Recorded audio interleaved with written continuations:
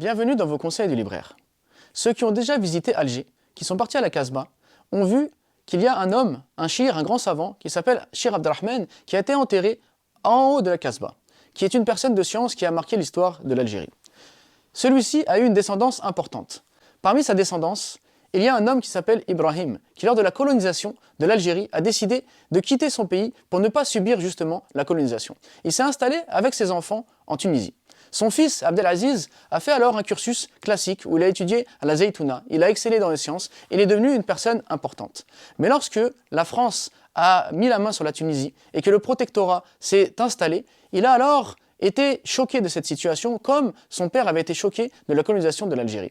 Il a surtout été choqué du manque de prise de position et du manque de dénonciation de cette situation par les ulama et par les Tunisiens en général. Alors il a décidé de quitter son pays afin d'aller à travers le monde pour continuer sa recherche du savoir et pour découvrir un petit peu ce qu'il se passait à l'étranger. Il a vu que la situation, même ailleurs, était très difficile. Il a étudié dans d'autres universités et il a commencé alors à écrire et à militer contre la colonisation, contre le protectorat et contre les faiblesses du monde musulman afin justement de réveiller les populations musulmanes et de les faire réfléchir sur leur sort et de surtout comment sortir de cette situation. Il est alors devenu proche de Shakib Arslan, de Abdelhamid ibn Badis, etc. De retour dans son pays, il a donc commencé à militer contre le protectorat. Et il a écrit un livre qui s'appelle La Tunisie martyre, un livre dans lequel il parle justement de la situation de la Tunisie avant le protectorat et de la situation de la Tunisie après le protectorat. Et il en appelle à travers ce livre aux élites françaises pour leur dire, vous qui êtes le pays des droits de l'homme, vous avez un défi à relever avec nous.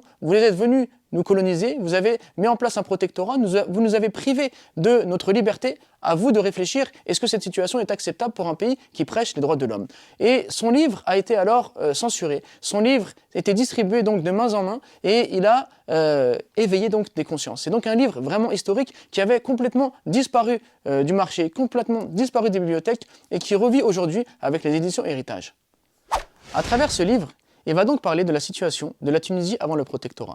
Comment est-ce que l'enseignement était donné? Comment est-ce que l'économie était développée? Comment est-ce que l'agriculture fonctionnait? Puis, il va parler de la situation après le protectorat, où justement il va montrer comment est-ce que l'enseignement a été détruit, comment est-ce que la langue arabe a été mise de côté car porteur d'une forte identité, comment est-ce que les filles sont devenues, on va dire, l'objectif d'enseignement, l'objectif d'éducation de la part des colons, de façon à faire pénétrer le message donc d'acculturation dans la société tunisienne. Comment est-ce que l'agriculture, les terres ont été privées, bref, comment est-ce qu'un pays qui était éduqué, qui était élevé, vers lequel les gens venaient étudier, puisqu'il y a eu des grandes figures en Tunisie comme Ibn Khaldoun par exemple, et bien d'autres qu'il va citer, comment est-ce que ce pays est devenu justement un pays détruit, un pays où l'enseignement n'a plus de valeur, l'enseignement est mis de côté, où les richesses ont été finalement spoliées. Et donc il va présenter ces situations avant le protectorat et pendant le protectorat, de manière à vraiment se rendre compte de la gravité et de la difficulté que vivent les Tunisiens,